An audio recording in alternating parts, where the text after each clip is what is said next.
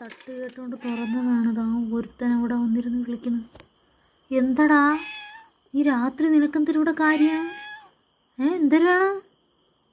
Biscuit വേണമായിരിക്കില്ലേ? ബിസ്ക്കറ്റിനാ വന്നതാ രാത്രിയാ? ആ ഫ്രണ്ടിൽ വാങ്ങി. ആ ഫ്രണ്ടിലാ.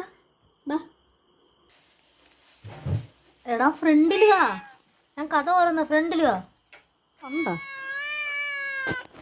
എവിടെ എവിടെയാ?